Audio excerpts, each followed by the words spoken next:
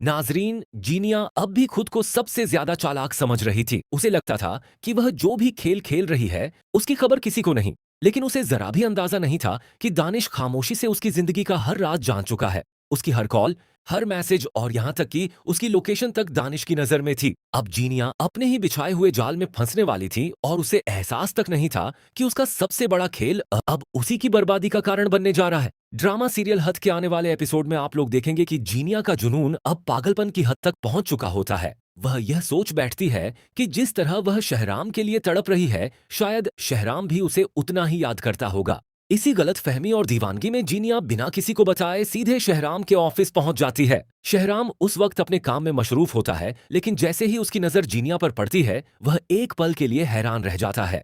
जीनिया नम आंखों के साथ उसके करीब आती है और कांपती आवाज में कहती है, शहराम, क्या तुम्हें मेरी याद नहीं आती? क्या तुम्हें मुझसे कभी मोहब्बत नहीं थी? उसकी आंखों में आंसू होते हैं और दिल पूरी तरह टूटा हुआ होता है। वह कहती है, मैं हर पल तुम्हारे लिए तड़पती हूँ, क्या तुमने मुझे एक बार भी याद नहीं किया?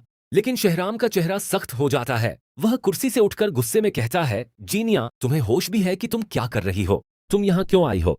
फिर वह बेहद ठंडे लहजे में कहता है, मैं तुम्हें बहुत पहले भूल चुका हूँ। मेरे दिल में अब तुम्हारे लिए सिर्फ नफरत बची है और कुछ नहीं। यह अल्फाज जीनिया के दिल पर किसी बिजली की तरह गिरते हैं। वह वहीं खड़ी रह जाती है, पूरी तरह टूटी हुई। लेकिन दूसरी तरफ दानिश पहले ही सब कुछ जान चुका होता है। वह जीनिया की लोकेशन ट्रेस कर रहा होता है और उसी वक्त रूबी को कॉल करके कहता है, मुझे इसकी हर पल की खबर चाहिए। अब जीनिया की कोई भी हरकत मुझसे छुपनी नहीं चाहिए। जब जीनिया रोती हुई घर वापस पहुंचती है तो सामने दानिश को देखकर घबरा जाती है। दानिश उसे तंज भरी नजरों से देखता है और पूछता है, कहाँ गई थी तुम? जीनिया जल्दी से झूठ बोलती है, मैं मॉम के घर गई थी। लेकिन दानिश का लहजा अचानक सख्त हो जाता है। वह कहता है, झूठ मत बोलो जीनिया, तुम शहराम के ऑफिस गई थी, है ना? यह सुनते ही जीनिया का रंग उड़ जाता है। वह हकलाते हुए कहती है, मैं बस उसे एक बार देखना चाहती थी। लेकिन दानिश उसे बीच में ही रोक देता है। बस, अब और कोई झूठ नहीं, मुझे सब पता चल चुका है। यह सुनकर जीनिया पहली बार अंदर से डरने लगती है, क्योंकि उसे एहसास हो जाता है कि दानिश अब पहले वाला इंसान नहीं रहा। दूसरी तरफ शहराम घर आकर फरियाल को सारी बात बता देता है। फरियाल यह सुनकर परेशान हो जाती है कि जीनिया अब भी उनकी जिंदगी में जहर घोलने की कोशिश कर रही है। इसी दौरान शहराम की मां को भी सारी हकीकत पता चल जाती है। वह गुस्से में सीधे सीरत बेगम के घर पहुंचती हैं और सख्त लहजे में कहती हैं, आपने अपनी बेटी की कैसी परवरिश की है? अगर जीनिया ने दोबारा शहराम के करीब आने की कोशिश की तो इसके अंजाम की जिम्मेदार आप खुद होंगी। उधर फिरोज और शांजे की जिंदगी में भी तनाव बढ़ता जा रहा होता है। फिरोज की मां पहले ही इस रिश्ते के खिलाफ थीं और रिहान वाले हादसे के बाद उनका शक और भी बढ़ चुका होता है। लेकिन फिरोज अपनी मां को समझाने की कोशिश करता है।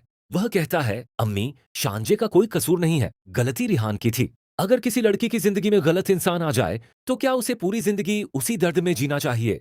अब कहानी एक और खतरनाक मोड़ लेती है। दानिश रात के सन्नाटे में जीनिया के सामने खड़ा होता है। उसकी आवाज बेहद ठंडी और डरावनी होती है। वह कहता है, मैं सब जान चुका हूँ, तुम्हारे झूठ, तुम्हारी चालें और रुसाना के साथ तुम्हारी सारी बातें। यह सुनकर जीनिया के पैरों तले जमीन निकल जाती है। दानिश उसे घूरते हुए कहता है, अब तुम्हारे पास सिर्फ दो रास्ते हैं, या तो तुम इस घर में इज्जत से रहो या हमेशा के लिए यहाँ से चली जाओ। कमरे में कुछ पल के लिए खामोशी छा जाती है। फिर दानिश आखिरी बार जीनिया की तरफ देखकर कहता है, मैं रिश्ता तोड़ना नहीं चाहता, लेकिन धोखा भी बर्दाश्त नहीं कर सकता। जीनिया की आंखों में पहली बार डर साफ दिखाई देने लगता है। अब उसे समझ आने लगा था कि अगर उसने दोबारा कोई गलती की तो शायद इस बार उसके पास वापस लौटने का कोई रास्ता नहीं बचेगा।